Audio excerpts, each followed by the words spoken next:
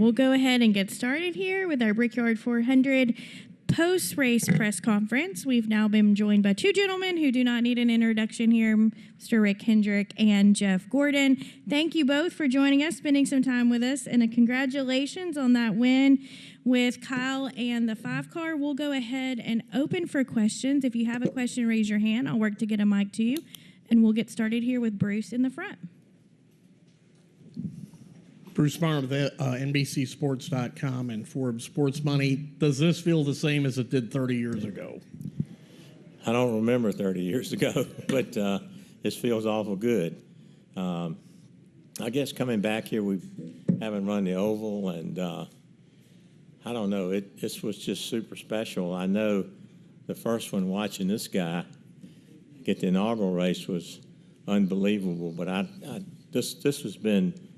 I don't know that I've been this excited. Well, crawl through the fence to see the fans. I've never done that before. Never got to drive the pace car before.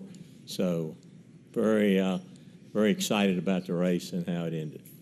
Jeff? Yeah, I mean, I just think this year's been special.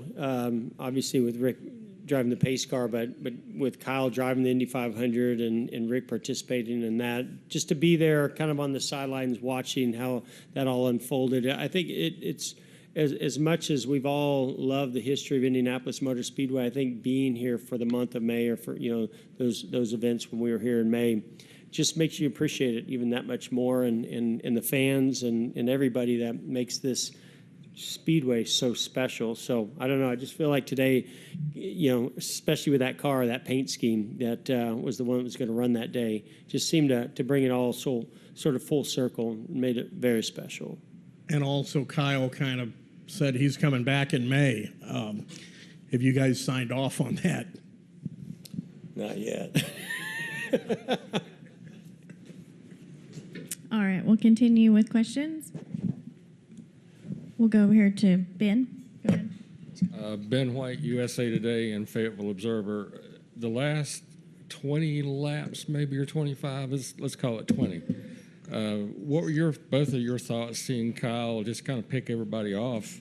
I mean, he was like on rails the last part of this race, and how excited were both of you seeing him pick off car after car after car? That was pretty impressive.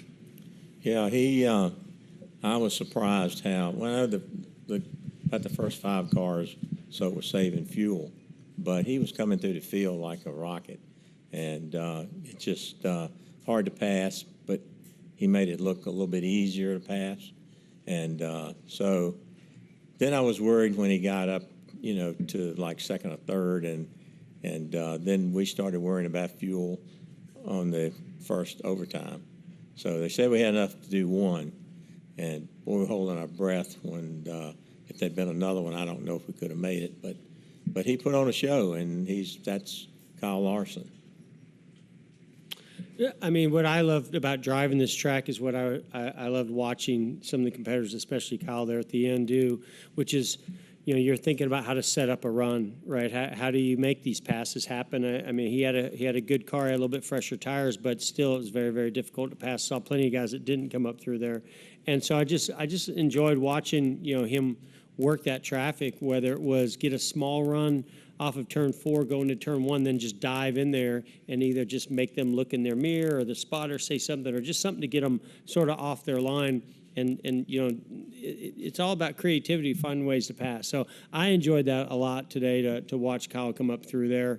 You could just tell he had a lot of passion behind the wheel today. I don't know exactly what was driving that, other than he wanted to win the Brickyard 400 really bad, but you could just tell he was driving with a purpose. And it was, I got nervous when he got to third, because I just, at that point, if it went green the rest of the way, it looked like it was going to be difficult to get by the 12 or the 6 if the 6 could make it all the way. So he had his work really cut out for him when he got there. He seemed to have, the progress he needed up until that point. So I think that caution coming out was certainly good for us. Obviously not good for the 6, but it was good for Kyle to be able to line up there in the front row with the 12. All right. Go ahead. Nathan Brown, Indianapolis Star. For both you, Rick and Jeff, at the start of the first overtime there, when the 6 has to pull off into pit lane, and Kyle now has seemingly that best line on the inside on the front row. What was going through your guys' mind seeing all of that unfold? Well, I thought that put us in a great position when he pulled off and we were on the inside. As quick as his car was, I felt like he could take care of the 12. I was more worried about the 45 behind us than I was maybe the 12. I thought maybe if we didn't get a really good start, the 45 might make it 3 wide. But, so I felt like he was going to be in good shape. That probably opened the door for us to win the race. Jeff?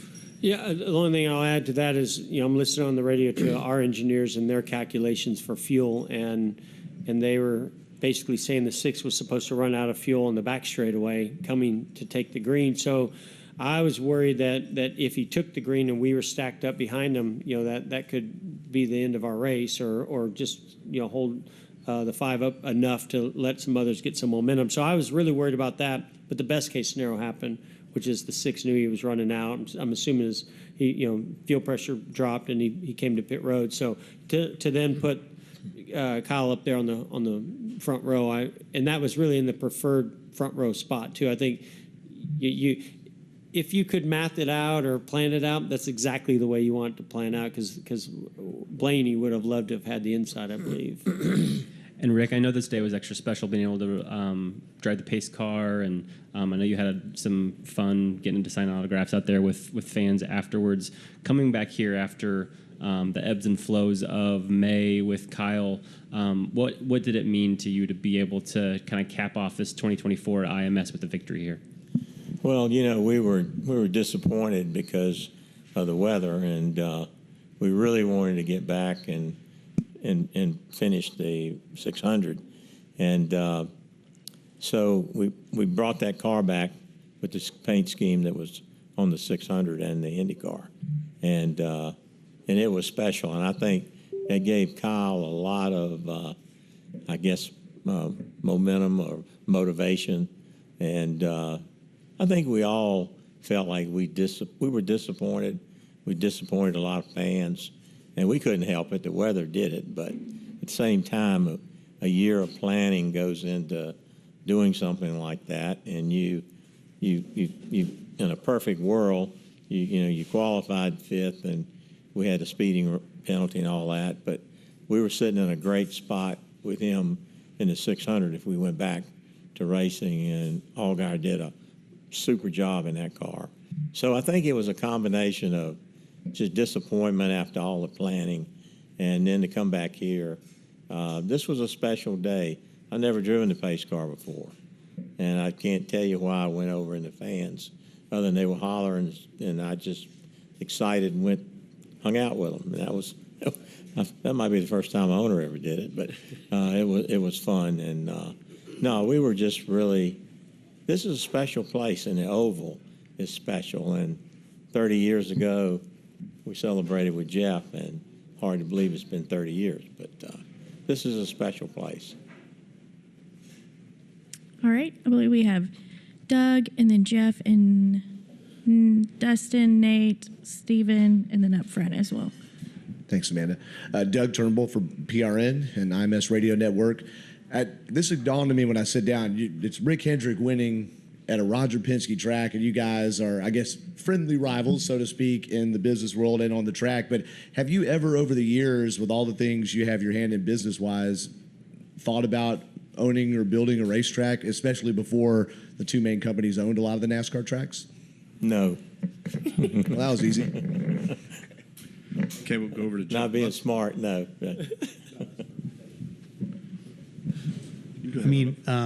They've said going into this race that 81% of the Brickyard 400 winners were either present or future NASCAR champions at the time they won it. Now it's up to 82%.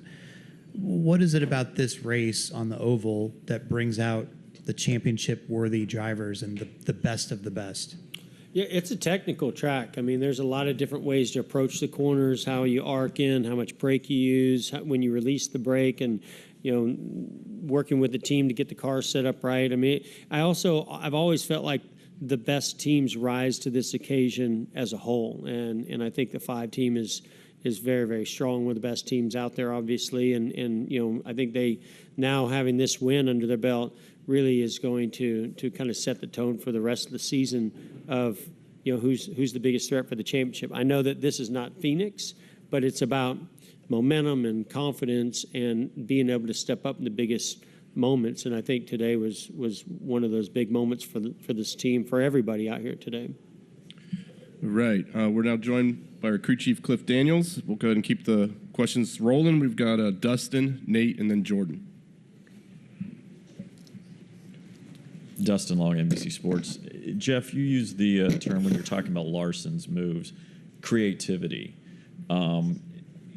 What was it that stood out to you that you have an appreciation for that I can't see since I'm not having done what you've done? And what did you see of that creativity, and how has that, I guess, grown through the years with your organization? Yeah, I mean, I think a lot of great drivers have it, but especially with his dirt background, I think you have to have that ability, or you learn that you've got to search around the racetrack to find speed or to find ways to pass. And there's not a lot of grooves here, right? We know it's very narrow, so you're just playing in a very tight window. But just, I think, and even he said it to me when I talked to him after the race. He's like, yeah, I just was surprising them, and that's sometimes a method that works. But then the spotters are telling the next driver, say, hey, he just dove in, and made a pass here, and then that driver understands and they learn, and then they start looking. So then you got to try something else, and whether it's get to their outside, arc in, get a run off the corner, force them into the corner to overdrive it, whatever it may be. You have certain things at your disposal, but some guys have a bigger toolbox than others, and he seems to have a lot of them. And Rick, Jeff used the phrase surprise in terms of Kyle surprising the competition. Obviously you've had so many great drivers in your history. How does Larson surprise you in what you see him do? Every time I see him make some of the moves that he makes 3 wide, or, how he will go down under, or figure out a way to set a guy up. I think when these cars are so equal, it stands out more than it did when you had a big advantage with Arrow or whatever, in the years past. This car just makes everybody, it brings the field together. So you just don't see other people. They get in the lead, they're good, but how to work somebody and get by them and clean. And I asked him, I said, what made you feel so good in this today? And he said, the Indy car. He said, I learned a lot driving the Indy car and how to set people up and watch, working the corners. And I mean, he's just a student. And he, I think when I look back to Tim Richmond and Jeff Gordon, now Jeff Gordon's the best I've ever seen. Oh, stop.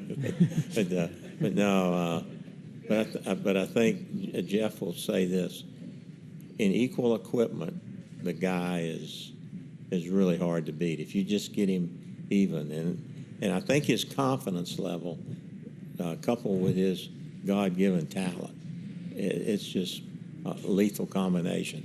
And this guy over here gives him the best stuff, always in his ear. They remind me of Ray and Jeff, or Jimmy and Chad.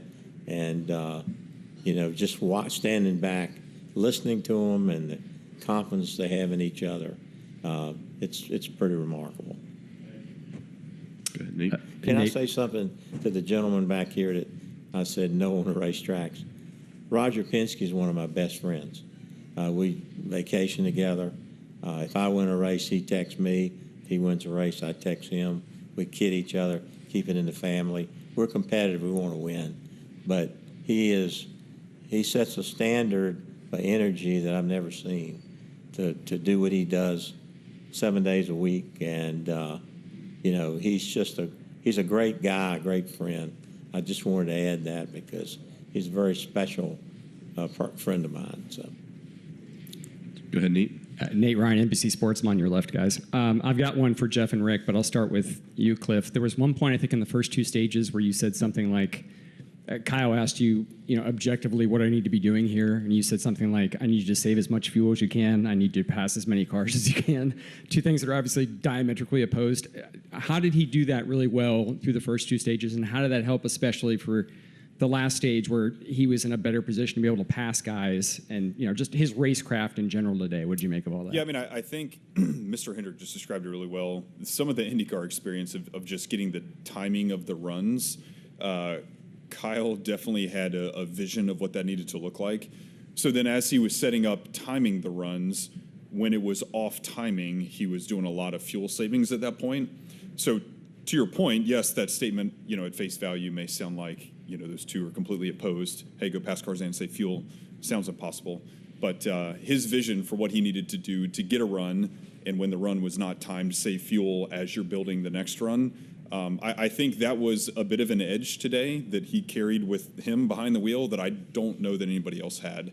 And I'm sure they'll go back and study the data and get better next year. But Kyle certainly had that advantage today. And then for Rick and Jeff, Kyle said after the race that he felt like this win was a full circle moment going back to May.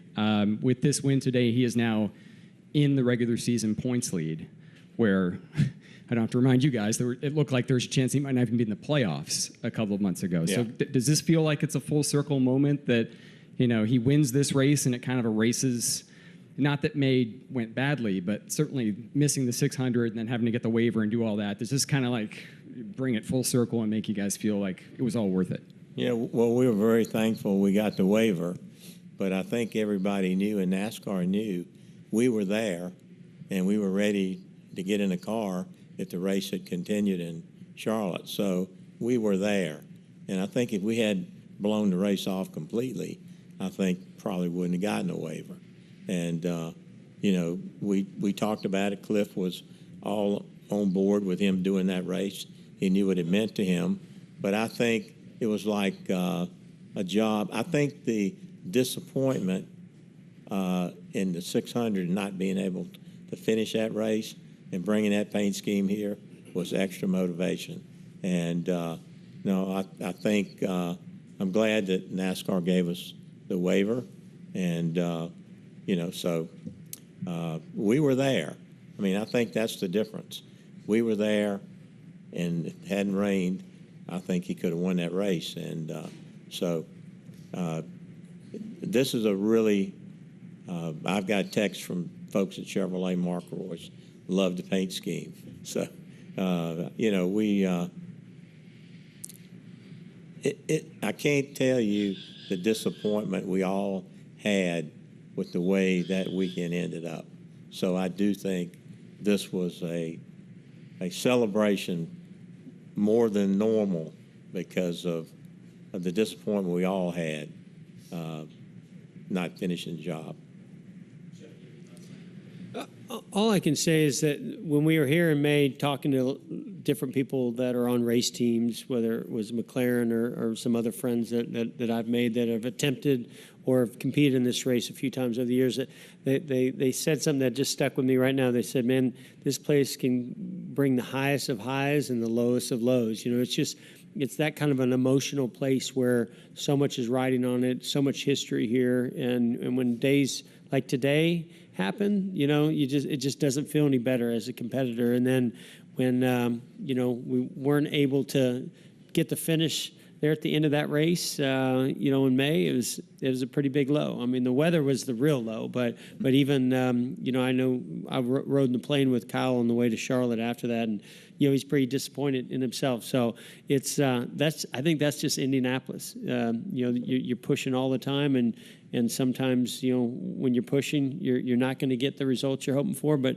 days like today, you're going to push, and you do. And, it definitely came full circle. Okay, we've got time for about one more. Go to Jordan. Jordan Bianchi, The Athletic. This question's for Cliff. That restart there with Brad pulling off at the last minute, there's been some conversation. In that situation, should NASCAR permit a re-rack of the field? Because in Blaney's case, he's technically the control car, but he's in the out the lane that is not advantageous for him, where if he had that option, he would have taken the inside. See what I'm saying? So in that kind of scenario, should NASCAR allow these guys, give them a lap to, repick? Yeah, I mean, I understand it being highlighted because of it being this race and the situation because it was front row. There's been so many times in Cup races where we've seen that from 5th, 10th, 20th. It's no different. Everybody knows that's the rule. If I go to race South Boston Speedway on Saturday night in a late model, it's the same rule. Like, this isn't, I understand the question. This isn't anything new, to completely shut down the race and re-rack because you had a guy pull off in a row. Every other racing series, you fill the row, you take the green flag and move on. So I just don't see it as that big of a concern. And then this stretch, you guys have had a lot of speed over the last 5-6 weeks, but particularly like Iowa, Nashville, Chicago, not necessarily the speed or the results to correspond with the finishes. Is that frustrating for you that you're not getting the finishes? Or are you encouraged by the fact that you guys have this speed and you're showing up week after week and you guys are in the mix? Well, I think it's the right kind of frustration. And a lot of folks ask, how special the wins are and what do you learn from the wins? I think to some of the most successful organizations, teams, players, you learn more from when you fail than you do from when you win. And so for us, where we've had the fast cars and we've had a day that we would consider a failure because we had a great car and had a mistake or got taken out, whatever the case may be, there's a lot to be learned in that. And it's painful along the way, but it teaches you so much about yourself, your resilience, how you build your process as a team. I'm a big process guy for how our team operates, how we communicate. That today was all about the resilience of the team. We had a pit stop that got away from us, a very odd situation. Of course, I was a little frustrated in the moment, but ultimately our pit crew did a great job to communicate their way through what that issue was. Yes, we had to pit, off sequence at that point and kind of got behind, but what we were able to do as a team collectively throughout the end of the day was our process of how we communicate, what Kyle sees behind the wheel, what he thinks about, the questions he's asking me, the information I'm getting from the engineers, and then, of course, everybody below, that's helping behind the wall support, over the wall execution. All those things have to come into play on a day like today. So long-winded way of answering your question that, yes, when you have a great car and you don't get the finish that you want, that can be frustrating, but that can also be very a great learning opportunity to build your team. And we always take those opportunities. All right, we got time for one more. We'll go to the back right here. Justin Schuler kicking the tires. Cliff, this is your 20th win in the Cup Series. You've had quite a few big ones. So where does this one rank compared to like the championship race in Phoenix and the Coke 600? All of them coming with a driver of the caliber of Kyle Larson. Yeah, it's amazing. And certainly today was a blessing. I told Kyle this. Some days things just don't work out for you, and today worked out. So what a blessing. How to rank it, I have no idea. I would love to know from Jeff how he ranks his wins, or from Mr. H. Hopefully one day, a long time from now, I'll get a chance to look back and think about how to rank them. But it's been really special and very thankful to have the leadership of Mr. Hendrick, Mr. and Mrs. Hendrick, and Jeff Gordon and everybody at HMS just to encourage our team, keep us going, because there's so many people behind the scenes. It's more than just me and Kyle. There's so many people behind the scenes at the shop, and with us on the road every week that contribute to all these wins. It's way more than what does this win just mean for me, or what does it just mean for Kyle. It's everyone at Hendrick Motorsports. And especially with how special it is being the 40th season. Mr. H right now is sitting on the Daytona 500 and the Brickyard 400 this year, so that's pretty amazing. So to be at this point in this year, it's special. How to rank it, I have no idea, but certainly acknowledging the blessing and the great day that it is. Well, that certainly is impressive. Thank you guys for coming in today. We appreciate all your time.